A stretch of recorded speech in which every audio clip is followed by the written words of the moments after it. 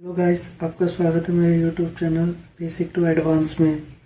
आज हम बात करेंगे inflation, unemployment and labour market की। ये यूनिट मैक्रो इकोनॉमिक्स का है, थर्ड यूनिट है।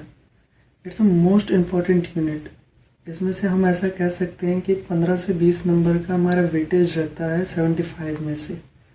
ठीक है, ये आज हम इम्पोर्टेंट क्वेश्चन डिस्कस करेंगे। Define inflation, discuss the social cost of inflation. Okay, ये क्वेश्चन इतना इम्पोर्टेंट है कि पिछले 10 सालों में से 3-4 बार तो आ ही चुका होगा। So let's discuss the question.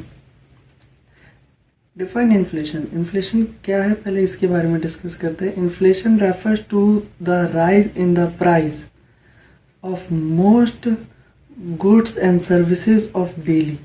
मतलब जो गुड्स एंड सर्विसेज होती है हमारी, उनके प्राइसेस हाइक हो जाते हैं, बढ़ जाते हैं, वो हमारा इन्फ्लेशन होता है। ठीक है, डेली यूजेस में कौन कौन से होते हैं? कॉमन यूजेस में सच जैसे फूड के प्राइस बढ़ गए, खाने पीने के, क्लोथ्स के बढ़ गए हमारे।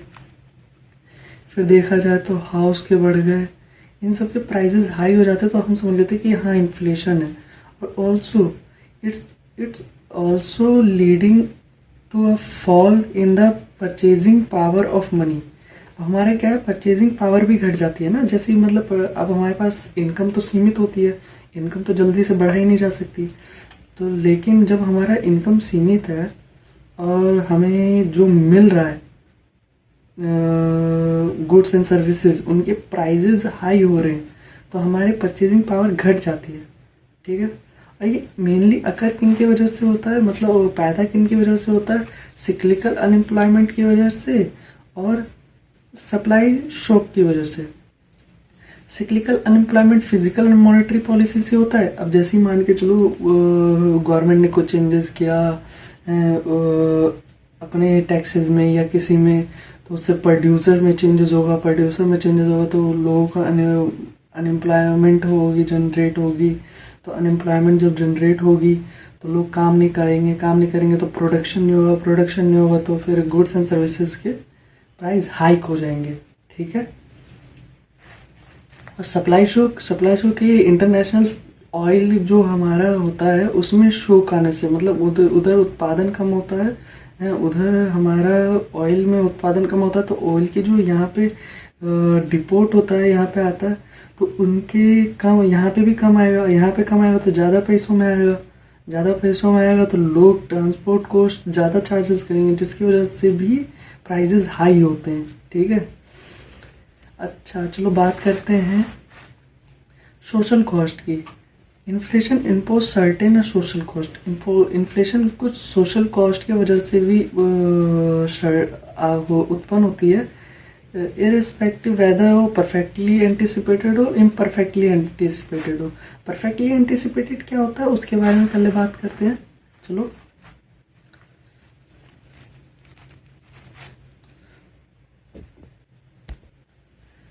perfectly anticipated when the inflation can be predict expected and when it is steady, it is called a perfectly anticipated inflation।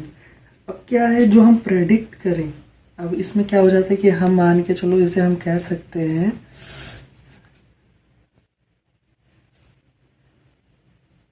expected inflation और real inflation both are same. जब दोनों इक्वल हो, जो हमने एक्सपेक्ट किया हो और जो हमारा रियल चले, वो दोनों ही सेम हो।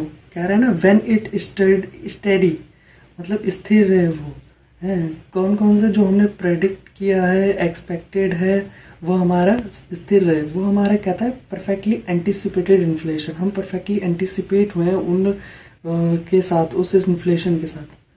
ठीक है, इसके अंदर भी कुछ एलिमेंट्स हैं, उसके बारे में डिस्कस करेंगे। चलो, पहला है शू लेदर कॉस्ट, जिसको हम शेयर होल्डर कॉस्ट भी कहते हैं। शू लेदर कॉस्ट क्या है उसके बारे में पहले बता दूं। शू लेदर कॉस्ट एक हिसाब से मान के चलो, जो हम शू जूतों के पैसे, जूतों के हील घिस गए हमारे, उसके पैसे, ये समझ लो। क्यों? पहले एक ऐड आती थी जिसका ना, जिसमें अजय देवगन सर वो ऐड करते थे पैरागॉन का। सेम वैसे ही है, जब वो पैरागॉन का वो लेने जाता था, अपने पेंशन के पैसे लेने जाता था, तो उसमें उसको अपने जूते घिस जाते थे, तो कहते मैं जूते घिस गए, तो बोलते थे आपके पास पैरागॉन नहीं है क्या? तो सेम वही है, समझो कैसे। The cost of holding money is the interest foregone. मतलब अब जो आप कॉस्ट होल्डिंग करते हैं ना, उसका लागत हमारा क्या, मतलब जो आप मनी को होल्डिंग करते हैं उसकी लागत क्या होती है? हमारा इंटरेस्ट होता है। इंटरेस्ट उसकी सीमा लागत होती है, ठीक है। मतलब आप मान के चलो कोई भी कॉस्ट होल्ड कर रहे हो, तो आप अपने पास रख रहे हो, तो उस पर आप इंटरेस्ट गेन नहीं कर रहे हो, ठीक है। तो वो आपकी लागत हो रही है, उस पैसों की कॉस्ट उत्पन्न हो रही है, ठीक है। When inflation rise, nominal interest rate go up। अब हमें तो पता ही कि नॉमिनल इंटरेस्ट रेट और इन्फ्लेशन दोनों का रिलेशनशिप क्या होता है? पॉजिटिव। अगर इन्फ्लेशन हाई होगा तो नॉमिनल इंटरेस्ट रेट भी हाई होगा, ओके। तो दोनों का रिलेशन हमारा पॉजिटिव होता है। तो अब जब दो ये nominal interest rate go up होगा, देन क्या होगा? As a result people hold less money. People less money hold करेंगे। जब वो कम पैसे होल्ड करेंगे, तब this increase their cost of going to the bank. अब वो क्या कह रहे हैं? जब वो पैसे कम होल्ड करेंगे तो बैंक में जमा करेंगे, बैंक में जमा करेंगे तो बैंक में आने जाने का जो खर्चा होगा ना, वो हमारा शू लेदर कॉस्ट होगा, ठीक है। वही हमारा शू लेदर, हमारे जूते घिस जाएंगे ना। ये पहले का होता था जब एटीएम नहीं होता था, या कुछ फ़ोन पे ये सब नहीं होते थे, तब का होता था। अब एटीएम होता है, लेकिन 3 से ज़्यादा ट्रांजैक्शन करते हैं तब हमारा वो कॉस्ट जनरेट होता है ना। किसी बैंक में 3 से ज़्यादा ट्रांजैक्शन कर लिया तब हमारा वो कॉस्ट जनरेट हुआ, ठीक। तो वही हमारा शू लेदर कॉस्ट है। मान के चलो जूते घिस गए, ठीक है। अब सेकंड है, मोस्ट इम्पॉर्टेंट है ये पिछले बार भी आया था 7 नंबर का, ठीक है। तो ये इम्पोर्टेंट है, इसे ये नहीं समझना कि इम्पोर्टेंट नहीं, इम्पोर्टेंट है। पिछले बार आया था, आप एक बार जाके चेक भी कर सकते हैं अपने 10 ईयर्स में। ये इम्पोर्टेंट है, ठीक है। Menu cost. मेन्यू कॉस्ट क्या है? Hotel, restaurant, ETC catalogs to inform their customer about the price of goods being served them. अब क्या होता है, जो उनके तरफ से गुड्स दिए जाते हैं, उनके कैटलॉग्स में प्राइस, वो डे टू डे इन्फ्लेशन बढ़ता है, तो उनको प्राइस तो करना पड़ेगा ना, मतलब अपडेट करना पड़ेगा। तो उसमें क्या होता है कि आप अपने कैटलॉग्स को चेंज करते हैं। कैटलॉग्स मतलब मेन्यू प्राइजेस को चेंज करते हैं, तो उसमें जो कॉस्ट इनकर्ड होती है ना, वो भी वो किस पे चार्ज करते हैं? खाने पीने की कॉस्ट पे। आपको जो मेन्यू देंगे, अब जैसे आप मोमोज खाने जाते हो, कहीं पे भी खाने जाते हो, पहले 15 रुपए की मिलती थी, अब 20 की मिलती है। तो प्राइजेस हाई हुए, मतलब हाफ प्लेट की बात कर रहा हूँ, फुल की नहीं, ठीक है, वो भी वेज की, ठीक। तो हाई हुए। देखो यहाँ पे लिखा हुआ है, due to inflation they will have to incurred a menu cost due to inflation. Inflation के कारण कैसे? Because they have to devote more real resources of changes their price, print price। अब उनको जाके मोर रिसोर्सेज में जाके अपने print prices को चेंजेस करने पड़ेंगे। क्या क्या में वाइंडिंग करवानी पड़ेगी, वाइंडिंग मशीन में पैसे देने पड़ेंगे, रजिस्ट्रेशन कैश रजिस्टर्ड करवाने पड़ेंगे, ईटीसी, इन सब में उनको खर्चे होते हैं कि नहीं होते? तो वो भी तो सोशल कॉस्ट एलिमेंट्स हैं।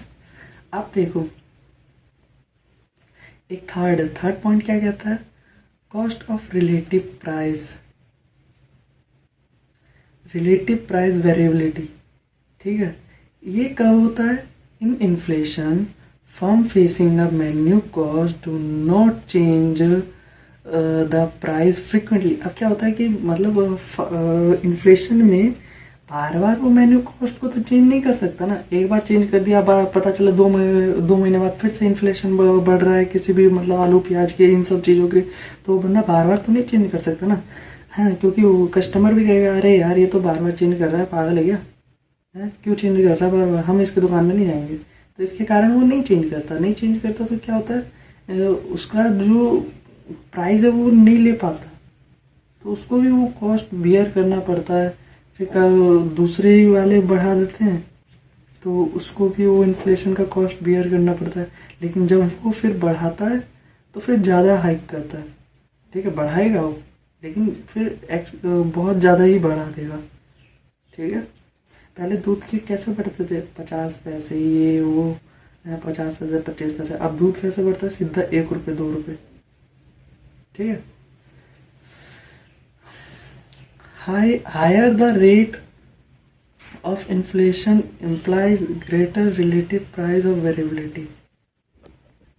अब क्या होगा, higher the rate of inflation implies a greater relative price of variability. इससे क्या होता है, जितना हमारा इन्फ्लेशन हायर होगा उतना ही हमारा रिलेटिव प्राइस वेरिएबिलिटी भी हाई होगा।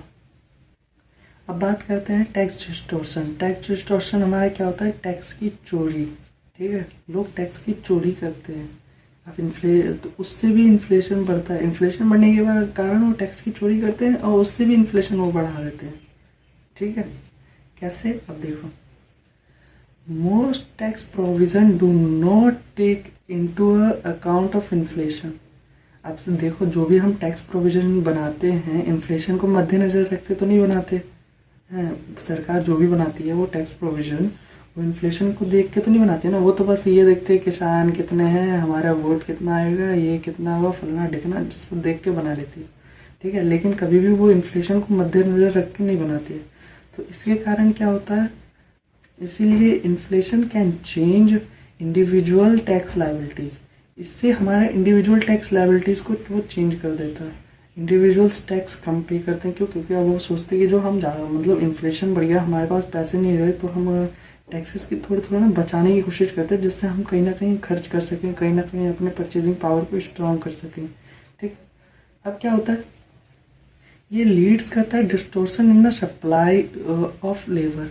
अब सीधी सी बात है, टैक्स चोरी होगा, कहीं पे जाएगा नहीं, गवर्नमेंट खर्च नहीं करेगा, तो गवर्नमेंट काम नहीं प्रोवाइड करेगा, तो लेबर से क्या हो जाएगा, सप्लाई ऑफ, मतलब अब जब वो गवर्नमेंट एजुकेशन में नहीं खर्च कर पाएगी, कहीं पे भी नहीं खर्च कर पाएगी, तो हमें इक्वालिटी सप्लाई लेबर की सप्लाई थोड़ी ना मिलेगी, है नहीं मिलेगी ना भाई। तो वो भी हमारी डिस्टोर्शन हो जाती है लेबर सप्लाई की वजह से।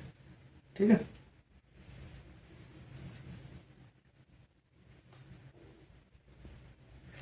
ठीक है, inconvenience in a finance planning. Inconvenience है फाइनेंस प्लानिंग में। अब सही बात है, फाइनेंस प्लानिंग में हमें इनकन्वीनियंस आती है, हम बार बार अपने फाइनेंस प्लानिंग को नहीं बना सकते। इन्फ्लेशन के कारण हमें दिक्कत बहुत फेस करनी पड़ती है इन्फ्लेशन की वजह से। ठीक है, अब बात करते हैं cost of imperfect anticipated inflation की on decision making. During inflation, contracts are made in a nominal term, because if inflation is high, then the borrower will pay less। अब सीधी सी बात है, इन्फ्लेशन के वक्त लोग क्या करते हैं, कॉन्ट्रैक्ट जो बनाते हैं ना वो नॉमिनल बेसिस पे बनाते हैं।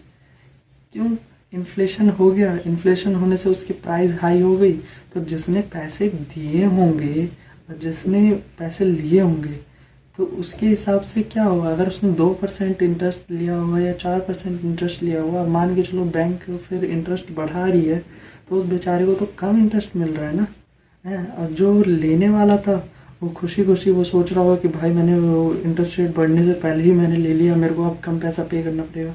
ठीक है, तो इन्फ्लेशन के कारण उनको ये वाली प्रॉब्लम्स भी फेस करनी पड़ती है। तो हम सोशल कॉस्ट एलिमेंट पढ़ रहे हैं कि क्या क्या सोशल कॉस्ट एलिमेंट्स हो सकती हैं। इन्फ्लेशन अपोज करता है सोशल कॉस्ट को, तो ये इसमें हम इम्परफेक्टली एंटीसिपेटेड को पढ़ रहे हैं आप। ठीक है, तो आप देखो अब क्या होगा, ब्रोअर लेस मनी पे करेगा। ठीक है, तो because fall in the value of rupee in a real term. अब रियल टर्म में अब मनी की वैल्यू क्या हो जाएगी, फॉल हो जाएगी, जिसके कारण lender will lose, lender lose करेगा, जो पैसे दे रहा होगा वो लूज करेगा बेचारा। क्यों? क्योंकि आप देखो पहले जो वो देता पैसे वो 5 पे दे रहा था, ठीक है, अब मार्केट दे रही है 10 पे, तो बेचारे का 5% का इंटरेस्ट तो वो हो गया ना, लॉस हो गया ना। तो वही है, मनी की वैल्यू बढ़ गई, मतलब मनी की वैल्यू लूज हो गई, ठीक है। अब वेल्थ का क्या हो जाता है, during inflation real value of assets fixed in nominal term fall, the fixed assets in borrow term decrease like a money bonds. ये अब क्या होता है ना, जिनके प्राइजेस फिक्स होते हैं वो क्या हो जाता है, उनका नॉमिनल वैल्यू घटता रहता है। अब सीधी सी बात है, आपको बॉन्ड मिल रहा है, एक एग्जांपल के साथ समझते हैं, आपको एक बॉन्ड मिल रहा है, ठीक है, एक बॉन्ड मिला आपका, बॉन्ड का पता है, बॉन्ड का दूसरा नाम डिवेंचर भी है, ठीक है। डिवेंचर आपने लिया, डिवेंचर आपको परसेंटेज पे मिलता है, ठीक है, मतलब कूपन रेट होता है उनका कोई, अगर आप इन्वेस्टमेंट्स पढ़ रहे हैं तो उसमें कोई कूपन रेट होता है, कूपन रेट। और ऐसे इन्वेस्टमेंट्स क्या कोई भी आपने पढ़ा होगा तो उसमें देखा होगा कि 12% डिवेंचर, तो उसमें जो 12% होता है या 10% होता है वो हमारा कूपन रेट होता है। हमें उतना, जितना हमने डिवेंचर दिया होगा उतना ही हमें जो डिवेंचर का कूपन रेट होगा हमें उसी हिसाब से इंटरेस्ट रेट मिलेगा, ठीक है। लेकिन अगर इन्फ्लेशन हो गया तो हमारा कूपन रेट नहीं बढ़ना चाहिए, लेकिन नहीं बढ़ेगा। क्यों? क्योंकि हमारा वो फिक्स्ड है, ठीक है।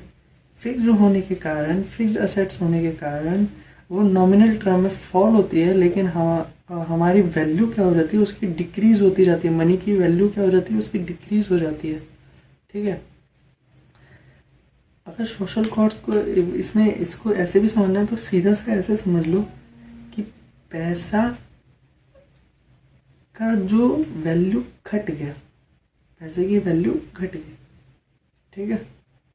आई होप समझ में आया होगा, मोस्ट इम्पॉर्टेंट क्वेश्चन है ये, ठीक है। समझ में आया होगा तो लाइक कर दो, सब्सक्राइब कर दो और शेयर भी कर ही देना अगर करना चाहो तो। कर दोगे तो अच्छे होगा आपके दोस्तों का, क्योंकि नोट्स इजी है, मेरा समझाने में दिक्कत आएगा लेकिन नोट्स इजी है, ठीक है। तो नोट्स की वजह से शेयर कर देना यार, और लाइक भी कर देना, सब्सक्राइब भी कर देना। Okay bye.